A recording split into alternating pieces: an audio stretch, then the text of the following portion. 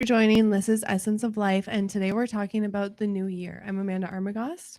I'm Dr. Abbasi for Essence, and we have few new players here. I'm not nuclear. I'm Jimmy. You guys know Jimmy. I'm Kevin. Nuclear here. So, Kevin, who are you and what do you do?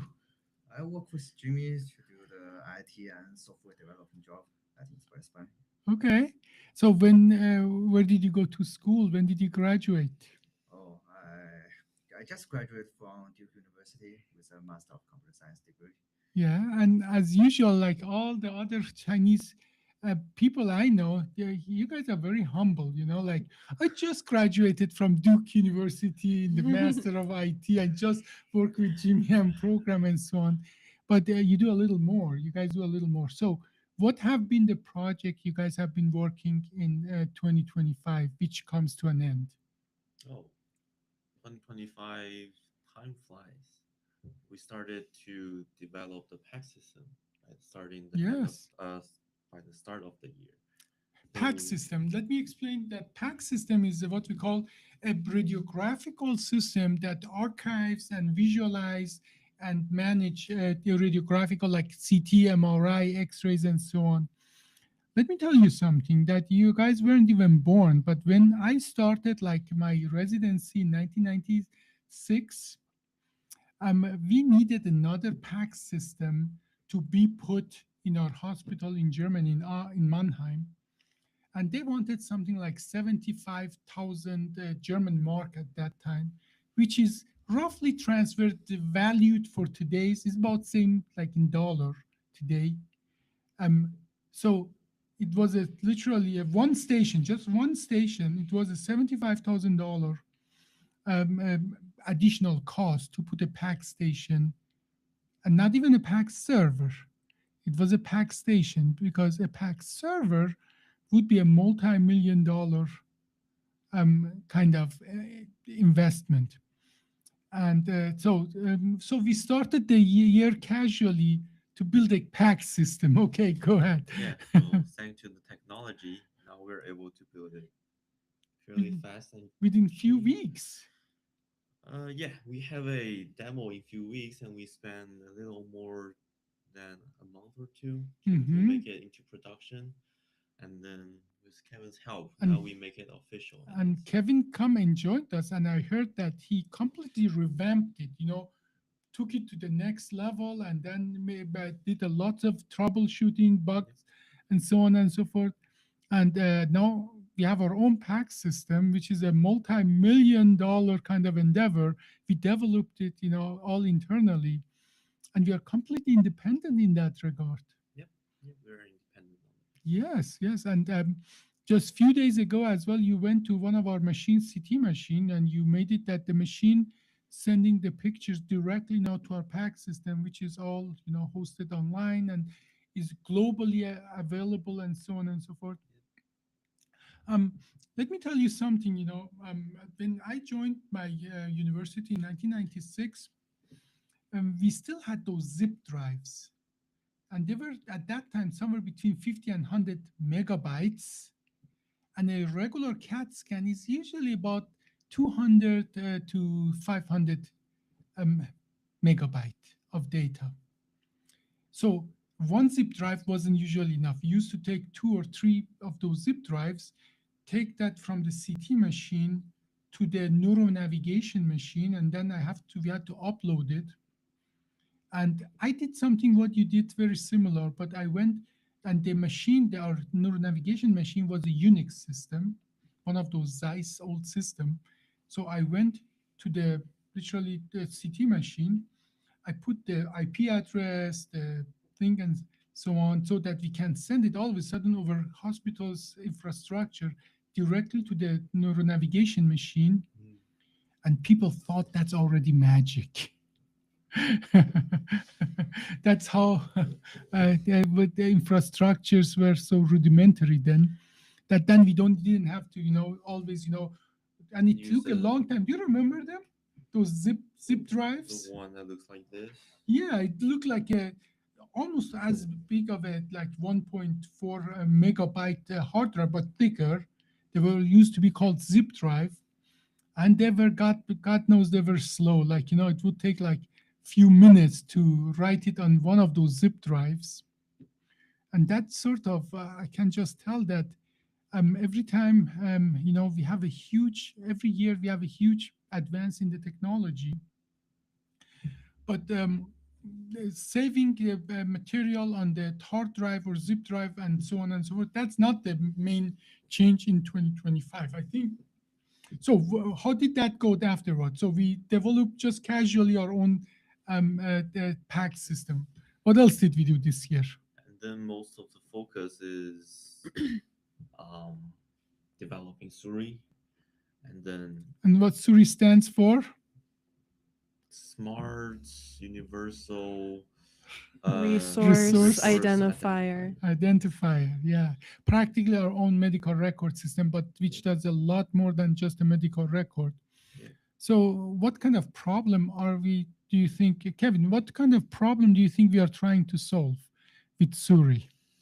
Currently now we are just trying to solve how to manage AI to work with our system. So Yeah. me and Jimmy are currently planning on how to elaborate AI to like read document, listen to the Mhm. conversation between doctor and patient, and how do we make the AI to Mhm. know or to control our website so that in the future we can just speak to the AI and it can do all the jobs for Mhm. us. Yeah, and I think that is this is a quantum leap in the information technology. Like Amanda, what's a computer program that you mostly often use? I guess Google Docs. Google Or Docs, Google. Google Docs, Canva. Yeah. Okay. Let's talk about Canva. For example, Canva. What this is a program that you use to create like flyers, graphics, and so on. Graphic design, I Yeah. would say. And What? they've implemented a lot of AI recently. But without AI, what percentage of Canva do you think you're really utilizing? What do you think? Mm, very small percent. I would say 10 to 20. Yeah, well, if you're very good at it, use 10 to 20%. Like I've been using MS Word for like 20 years now. I'm pretty sure I'm using less than 5% of the capability and options, things that Google, even MS Word can do. And that is something you notice in the medical record technology, that they have this ginormous convoluted programs like Epic, Cerner's, many other Athena, other system that you literally need 24/7 support to just run the program. Whereas imagine, you would be using 10% of your car capacity. You're paying for 100%, but you're using 10% of it. Can you imagine? And in the big hospitals, like talk about Epic, they come and ask for upfront $10 million to just set it up for you. Then you need to have a group of people in-house, and then every year you have to pay millions of dollars and so on. You understand that lots of smaller practices cannot afford that. As a matter of fact, no small practice can afford that. As a matter of fact, some of the bigger hospitals we are working with, they cannot afford it themselves either. They cooperate with the bigger hospital to be able just to afford that. And in 2025, that's one of the biggest problem of us doctors, that per law, per regulation, we have to do a lots of things that we cannot afford anymore. So what do? We cut corners. We get the programs that are not very good, and then when we get a program that we don't utilize it completely, literally, I would have to go to school, back to school for another year or two to even use 20 or 30% of the Epics or other programs capacity. Literally learn for that. Now you can imagine, then I cannot do that. So what do I have to do? I have to hire somebody. Those people are not cheap at all. And so, and that makes sense that lots of small hospitals in the United States go bankrupt. Amanda, you found out how many hospitals annually go bankrupt in the United States? Yeah, I don't remember the exact number, but it was In not. hundreds. Yeah, it was in the hundreds and rising. Not just because of things like that, but But there's a whole combination of things that are adding Yeah. to hospitals going out of business. well, Jimmy, you went to school as well for not only computer but as well management. A business, you're managing a business. What is the main reason a business goes bankrupt? The overhead cost, the human cost, The human money resource that they bring in is less than the money they have to spend to. spending prac- too much, Well, and they have to spend all those much. yeah, well, this is like at the end of the day, every company that goes bankrupt is because they don't, they have to spend more money than they bring in. Yep. And in the United States, at least, the majority of the money we spend is on human resource. So medicine has become unpayable. Hmm. That's why independency in the medical world is going away. And make no mistake, for everybody who's listening, this is a huge, huge problem.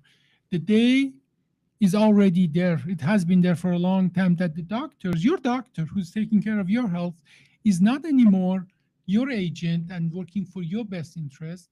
He's an employee of a big healthcare system that is practically is dictated to him how he should behave while he's supposedly should take care of you. Which is also not the system itself, but it's the insurance agencies and everything like that Everything like that are that. controlling the system, which are controlling the doctors. So, what are we trying to change here, Jimmy? What are we trying to change in this regard? So for doctor like you who get that independent, you need to save on all kind of costs. Yeah, so we that your payout is less than what you. yeah. So we're trying to make it affordable. We are Yeah. trying to make the private practice in the United States affordable. Yeah. By you don't need to have the legion of employee to just run your daily activity, and it's beyond just the medical record system. Like you do a fantastic job, help a patient, you just forgot one form, and insurance would love that because they don't pay you.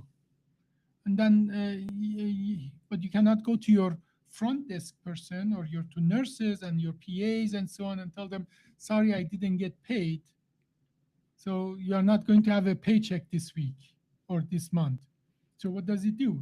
Literally, you are in the same situation. You go, and that's another part that I think you would need a group of highly educated, a lot of highly paid position to make things happen in a regular way. And tell us, how can AI help us with that? Regular or management people are expensive. Yes, With maybe program. billing, coding, and Yeah. so on. All those people.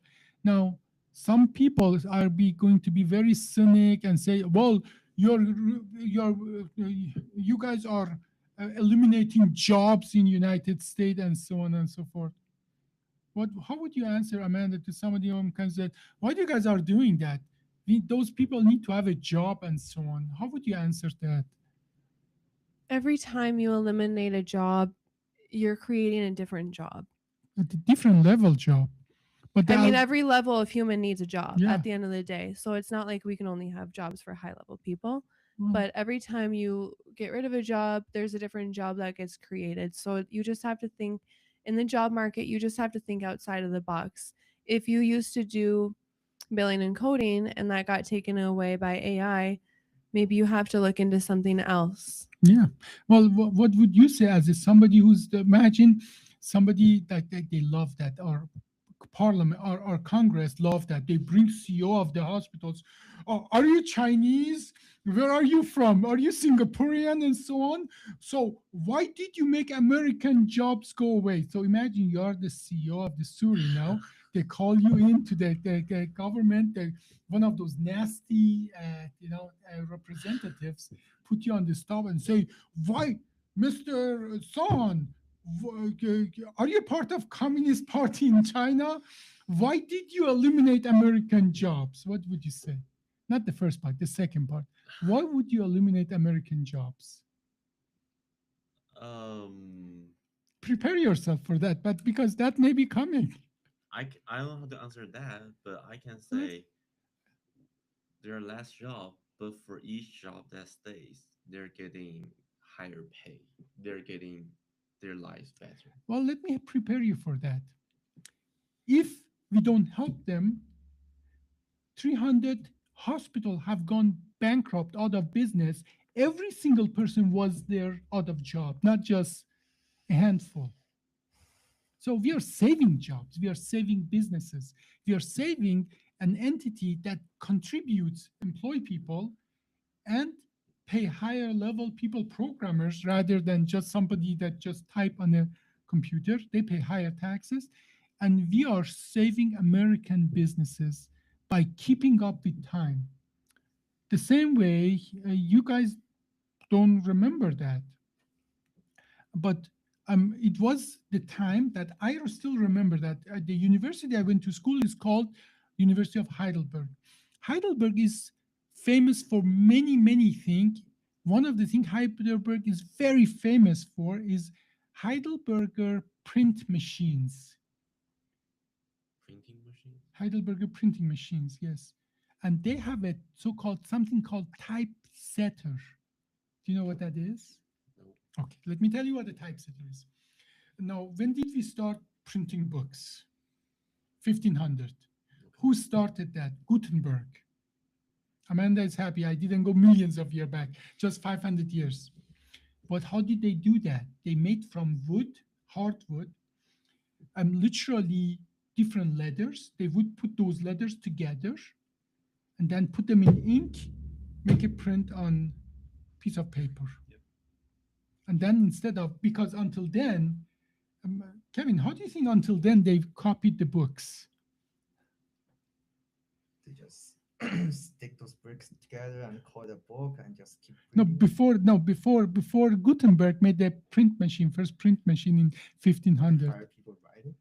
Yeah, they would call them scribes. 9 out of 10 people, they were monks in the monasteries. Mm. And so it would take a person 2 years to copy a book. Literally, they would have their main book, and then they would have a paper, and somebody would start, literally copying that. They have a name. They used to have a name. They would call them, by any chance? What? Scribe. You just said Scribes, it. yeah, scribes. They would call them scribes. And that was one of the main thing monks would do in the monasteries. And so having a book, that was like a worth investment. Like, how much are you paying these days for a book? Tens of dollars or something It's like that? like $15 to $20. Yeah, And you were paying for a person's 2 years of factory. yes. during that time. So, but even after that, it still was a lot. Before that, before that, if you had like 20, 30 books, you were a rich, rich, rich, rich man. Yeah. But even after that, that one of the most biggest the libraries in the United States belonged to Jefferson. Jefferson is one of our first president, founding fathers. Now, they said he had one of the biggest libraries and, the book collection in United States. How many books do you think Jefferson had? 20. No, 200, about 200 to 300. But that was one of the biggest libraries, one Wow. of the biggest book collection in the United States, because still it wasn't handwritten anymore, but it was in 1700 and so on, something. And still they had to put those kind of The wood thing. wood thing. Now, at that time, it wasn't wood anymore. It was metal. But initially, it was piece of wood, and then it was metal. And then Heidelberger, that is why I was getting at. Heidelberger print machine, they made a huge invention. They wouldn't put literally the letters together. They would put the negative of the letters together and then make a lead imprint of it. And then that lead imprint, they could make 20 of it and send it to different places that those literally like a cylinder, and they would print books and books and books. Now, that is in the time that I was in a med school, they still had those typesetters. What that means, somebody would sit and they would like a typewriter, like a computer, but it wasn't a computer, typewriter. When they would put, for example, capital a negative imprint of the capital A would come all the way from a huge set of things and be in the right place, and then the small p would come there, and so on, and then you would have an apple, all negative, that when you have it all together, you would send it to a different machine that put a molten lead on it and take the imprint of it. And this was 1980s. Can you imagine that? We still had that That's in crazy. 1980s, Just 4 the years so-called, ago. yeah, typesetters. Mm. What happened to all those typesetters? Those were specialized people that would be very good at that and so on, to just sit there, set up the machine, make sure all those different characters are there and so on, and start typing. And then it's negative. You have to be able to The- educated to be able to, in your mind, to look at the negative and understand that it's still right and so on. You see, that's a skill. It's not a trivial skill either. It's hard to bring P and Q. But can you imagine? That is, I still saw that. That That's was crazy. still being sold. That machines were still being sold, and that skill was still being taught. So what happened to all those typesetters? They got new jobs. Well, They find new jobs. so They have to. yeah, and that is the whole idea, that you have to keep up with the time, with the technology, with the you have to create. There are certain jobs at every level are going to be superfluous, and there's nothing new about that. Like I don't remember that, but my father remembers that having an elevator was a big deal.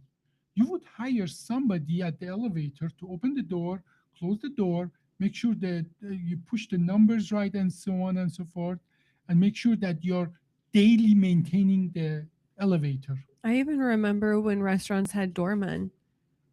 Some high-level restaurants still have But doormen. Olive Garden used to have a doorman. Yeah, and when we were in Pakistan and India, they still have lots of people in the front. and Yeah, I behind would them. say more India than Pakistan. Yeah.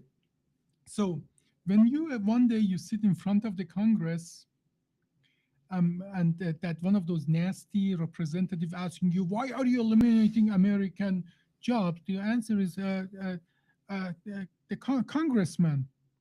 By that logic, you should bring the typesetters and the doorman and the elevator attendants as well back. Isn't that how the word sabotage even came about? Yeah, do you know what word sabotage means? Yeah. So what does it mean? It's like secretly, You're right.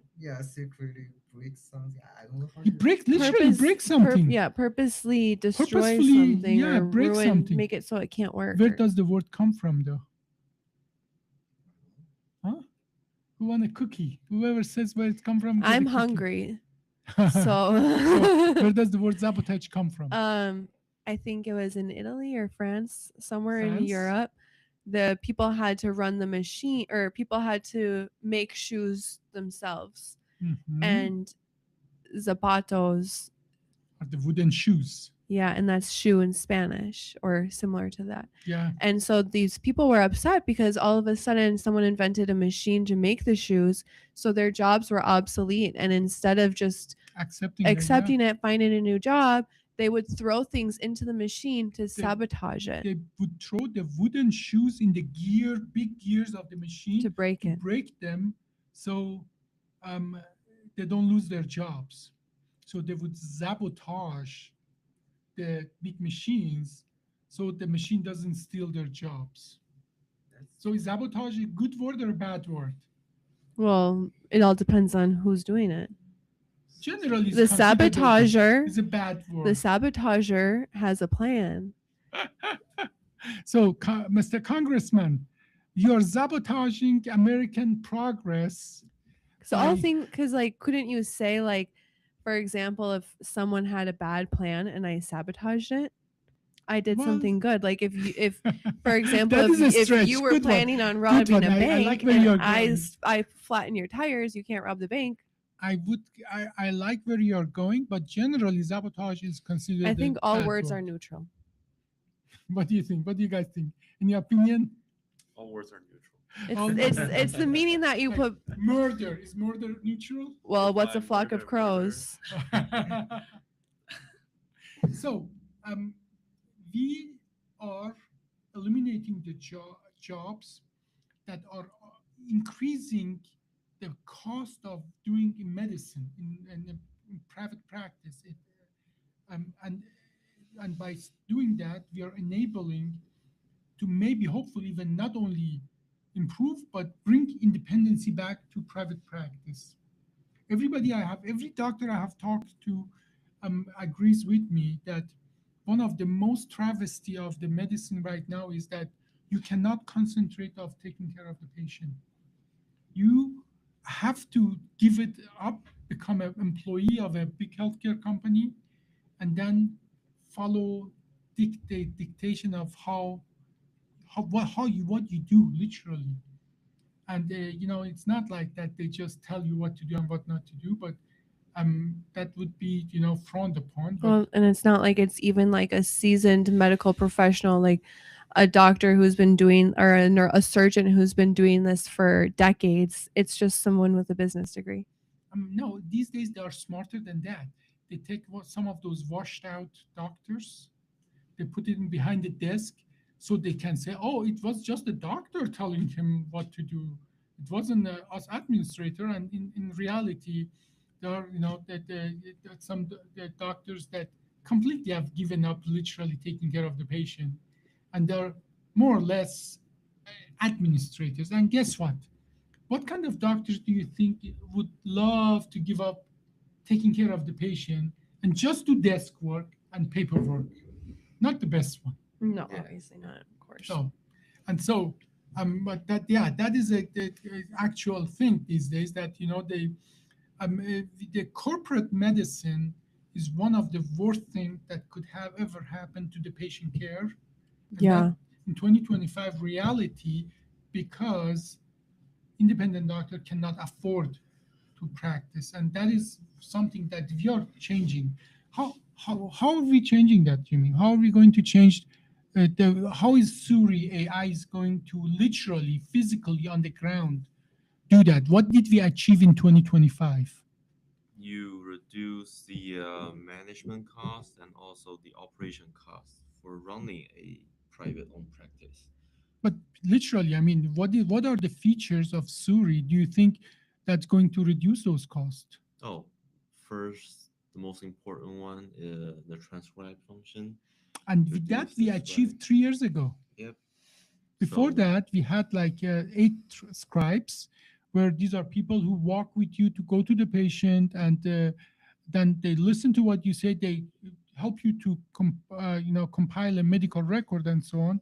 And we were paying like $400,000 for 8 scribes a year, and we are paying right now zero for that, because I know that this is everybody's now talking about that, but we have been using it for 3 years. So we achieved that 3 years ago. But yes, absolutely, that's what helped us to. and, and then the management cost, we're able to more Well- easily manage more people. So Well, reduce the Yes, that is one factor that and we had to do it because we had, we are in a situation that the money that comes in is, so that actually saved us from going literally bankrupt. Yep. Imagine you have not only 8 people, but 8 people need 2 more people to manage those 8 people, and those are more expensive. and even more expensive. And we were in a situation that, if we would have just continued the way we were with some additional problem that we encountered, we would go bankrupt. That, as a matter of fact, that's one of the factors that saved us not to go bankrupt. So, but then we took it to the next step. We did obviously our PAC system, that we had multiple people to just download and upload CDs and so on and so forth, which we completely eliminated. So, but on the ground, what else can Suri does? What is our achievement? Why should we be Inspired Spine proud of our achievement in 2025? We provided that to the rest of the world. There are lots of people who are now are able to use it at no cost. Yep. True. This capacity, and that our Scribe and our PAC system and so on and so forth. And we didn't stop there. We literally as well, we are going to create a medical record system that doesn't need a company of people to make it work. That it actually, so when the Suri is done, hopefully we will be done in 2026. Definitely, yes. So how do we expect the Suri to work for us? What is your programming goals and so on? What AI is going to do for us? With AI, we can save the training costs. So whenever we have a new employee, Yeah, it won't take him or her a month of training or sometimes much longer. Yeah, walking through all the document, all the videos, sometimes that are not interesting, or even have people coming in to train all the employees. well, That saves a how lot is of it going to be? How is it going to be? So we are trying to make the system so that first the system can tell the user where everything is. If they want to do something, instruct them to do it. And more importantly, if they want to do it, we can offer them so that AI can do it for them. Yeah, imagine you have an experienced coworker that is with you all the time you're at work, and you just ask them, I want to do this, how do I do this, how do I do that? So that the Suri learns the users, not the other way. So that is, it doesn't sound like a big deal, but it's the biggest deal you can imagine. All of a sudden, imagine, Amanda, you go to Canva, Canva. and you can use 100% capacity of Canva from day one. Mhm. So imagine somebody who has never used Canva can be better than you, that you have been using it for 3 years or 4 years. Do you see that how much value that adds to any environment, any business environment? Okay, so I'm actually very proud of our achievement there. But that's not the only thing we did in 2025. So this is a sort of look in the back mirror, looking at what we did in 2025. Amanda, tell us about some other things that we did in 2025. What have we achieved? In 2025, we have done surgery in 3 countries, not including the US, and we have expanded the spine service community around the entire world, meaning that a lot of countries that were not able to have access to minimally invasive spine surgery because of resources, training, things like that, they now can. And it's not just because Dr. Abbasi is flying there to train them, but it's because we're working with a group called MedArt. And through this, we're able to donate our intellectual property. We did that in 2025, right? Or in 2024, actually, yeah. In 2024, we donated our intellectual property to MedArt, and in 2025 they've really been exploding. I think that it's in over 20 countries. Yeah, more. Maybe even close to 30 countries, which is huge. A lot of these patients have been waiting for surgery for a really long time. And I'm specifically very proud of that. And now the neural monitoring thing too is really huge because obviously, like, just on a very layman's terms, we want to monitor the nerves of the patient during surgery to make sure that they don't get harmed. And before we weren't really able to do that without visualization. And now with this neural monitoring machine, which would usually be very expensive, too expensive for a third world country to buy, we bought a different type, a facial one, which works for what we're using it for, and it's a lot cheaper. So we've worked with MedArt and other companies to send this machine specifically around the world as well. So, I mean, practically, yesterday we did 6 complex surgery in our surgery center. And the patient after the surgery, they look like they have dental work, not like a multi-level spinal fusion. There is a technology and skills they get to that take you to that point that you can do this complex surgery in our surgery center, and patients are doing so well, they look like they just had a dental procedure and they just walk out of your surgery center. Now, surprisingly, what we do is not like a $5 million robot or navigation machine. It's a set instrumentation set that's about, in the United States, about $30,000-$40,000 cheaper than anything else out there, but still a lot for developing countries. And skills, learning how to use that, because the fool with the tool is still a fool. So we need to teach them how to use that. And we have been working on that for a long time. One of the problem was that I bring these people from other countries. They're very skillful, but then when it comes to go and for them and go to do the actual surgery, well, $30,000 and the thousands of dollars additional instrument and so on, which is normal for us. And as a matter of fact, what we do is cheaper than anything else out there, even though we cut the time of the surgery in 1/4 and the blood loss in 1/10, risk of infection in 1/20. All of that we achieve with the cheaper here in the United States. Okay, and that's why people come from around the world and the United States to us for the surgery. But the rest of the world cannot afford that. Because a lot of times around the world too, the patients are paying for Directly. paying out of Directly. pocket. There's not Yeah. like an insurance or government involvement in medical things. No, and sometimes, for them, they have to do surgeries that are total surgery cost is $5,000 or less. And that is a big deal for lots of people in the rest of the world. Now, in 2024, finally, we created the so-called Avicenna Society. And within the Avicenna Society, we donated all our intellectual property. We actually provided it for everybody who wants to be part of it. And people are people. Most of these companies, they came back to me and asked me to give them exclusivity for money, but I wasn't trying to make money there. So the only company that didn't ask for exclusivity actually got it. And now they have been growing rapidly and able to produce what we need to help the patient at the lowest possible price that the rest of the world can afford.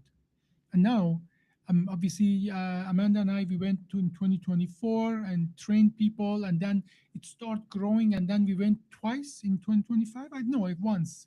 Well, we went in October of 2025 to India, and we were there for 2 weeks, and then we went to Dubai.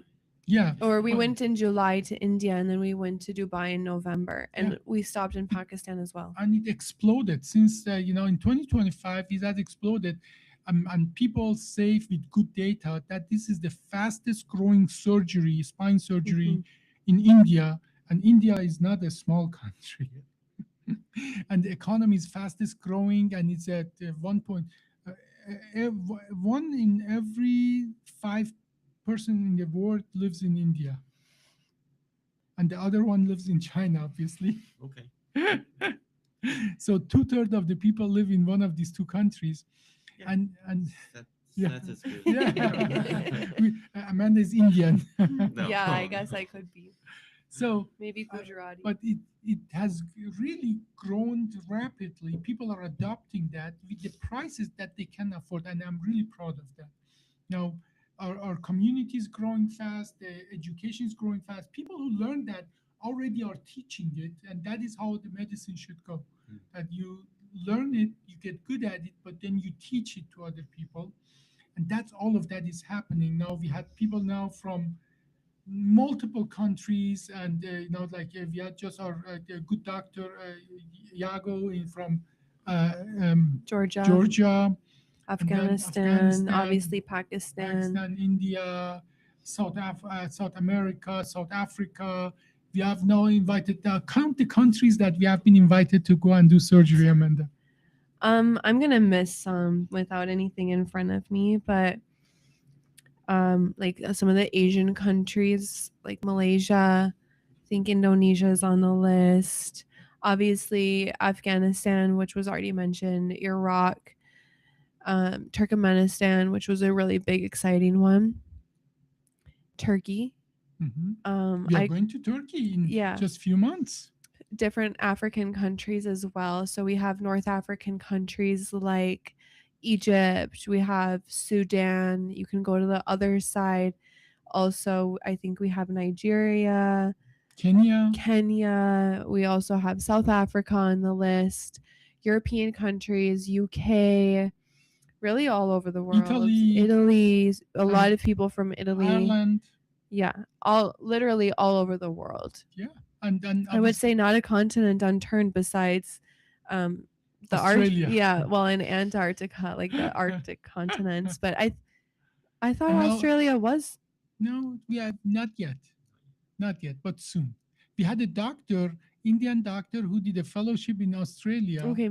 but now he's back to Okay. India. But additionally, in Uzbekistan, Bangladesh, we have been invited to go there and do surgery. Morocco, and Yemen. Tunisia, in Yemen, we had lots of people. Saudi Arabia. And one thing I'm Kuwait. really excited about, just on a personal side, is we have 2 connections in Palestine too. Yeah, we have people, and we even have offered to donate them all Exactly. the instrument. Donate, not just and obviously Iran. I'm Iranian, and we have been invited. So their community is globally growing at the dizzying pace.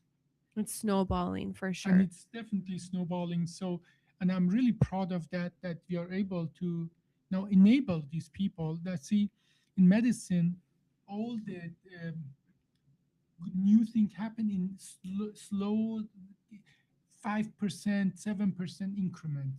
Now all of a sudden we have something that is that the 2,500% better, like with the risk of infection, 1,000% better with the bleeding, and so on and so forth. And this is really catching up like a wildfire and so we can help a lots of patients. And the beautiful part of it is that they don't have to pay that $5 million cost of a robot and a machine and so on Or and so lose forth. 100 pounds. Yeah, and then we can help patients that they weren't even with those machines and so on, they weren't really candidate for surgery. So now we can help a lot of patients all around the world. So There's more people that we can help than we can't, that's which true. is not easily said. That's not easily said. As a matter of fact, for every person you help, there are probably 25 to 30% patient that they need the surgery that cannot be helped except the way we perform the surgery by reducing the risk associated with surgery. And that actually is the number that Mike gives. About 1 out of every 4 patients have been turned away by another surgeon. Out of every your Here 4 in the United patients. States. No, even. you in Yeah. your clinic. And that's not Yeah. even including people who haven't found you, people who thought like, "Oh, I'm in Missouri. I can't go to Minnesota for my Mhm. surgery." So that's a lot of people that we can help.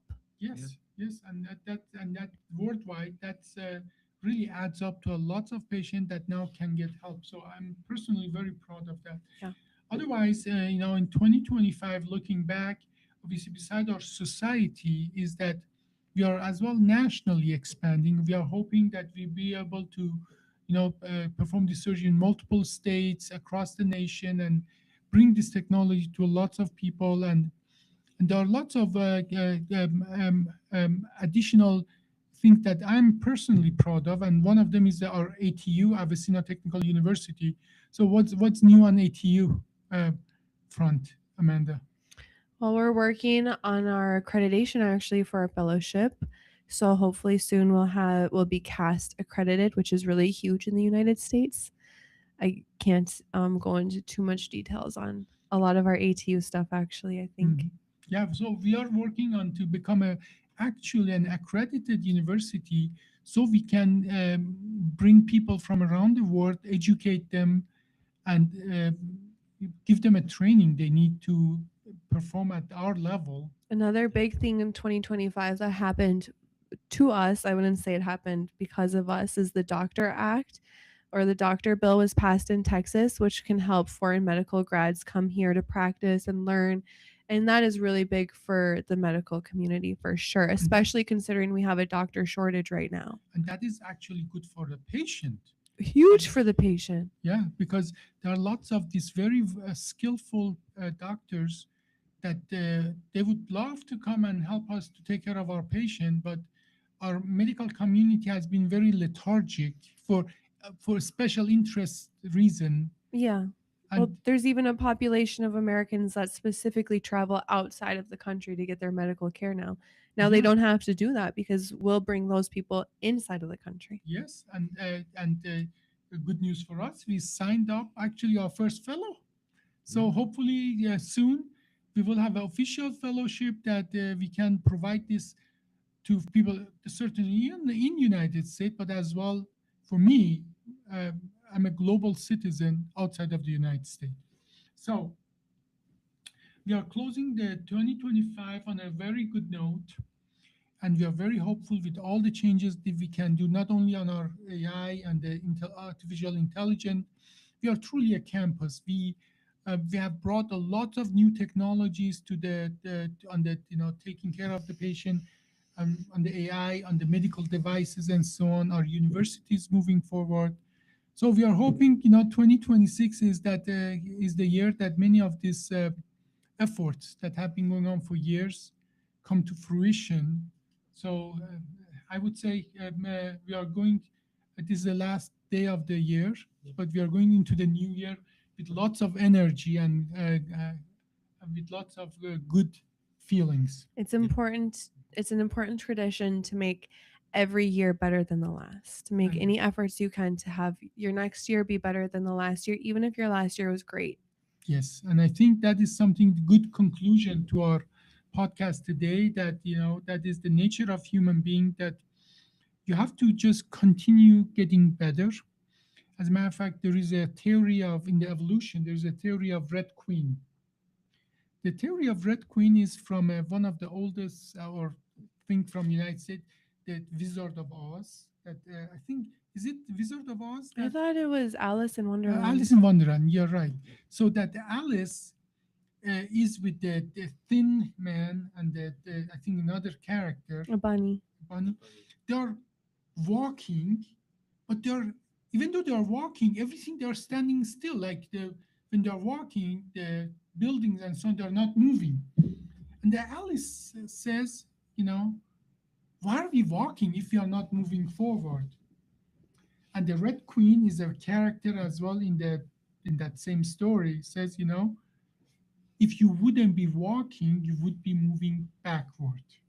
So never stop moving forward, learning new things, doing new things, because the rest of the world is not holding still. And one of the things I can say, looking at the technology, I'm really proud to have our Chinese people here, because it has been an inspiration to see how fast Chinese society technology has been growing, in every regard. Okay, and Totally. I think we in America, we can learn and benefit from your part of the world, from your improvement, and you can learn from us. Look at the mistake that we are doing, and don't do that same mistake. No, not that Okay? way. that but I'm specifically very proud of that, to be between you two and Misha, that we have created our internal artificial intelligence system, and we are benefiting from the entire world here. And China is one of them now, from India and from Pakistan, or fellows and so on, are many of them are from Pakistan. And the world is becoming a small place. And I think that's one of the reasons I'm proud to be American. I'm not American by birth, I'm American by actually working hard for it. Yeah, but we're all here Americans. Yeah, At yeah. the end of the day, no one can argue with that. Yes, and that is, I think that's what, especially I'm proud of it, that at least until recently, we were really open to bring everything in and make it our own. Now, truly make it our, not owning it, but giving the people the possibility, the opportunity to become this part of this big human experience that's called America or United States. So I think we can conclude that, and I wish everybody Happy New Year, our team and everybody around the world who's listening to this. Happy New Year. Happy And- New Year. And I think hopefully our next podcast will be in 2026. Well, it will be. When we will have a lots of updates. Okay, thank you very much. Make sure to clean out your sink, wash your toilets, and empty the trash before midnight. What is that? So you can cleanse yourself before the new year happens, and you can go into the new year on a clean slate. Oh, okay. He said Jimmy in a gets different way. Thanks Okay. for watching. This was Essence of Life, and we talked about our past year. I'm Amanda Armagost. I'm Dr. Abbasi for Essence. Jimmy, Kevin. Thanks, guys.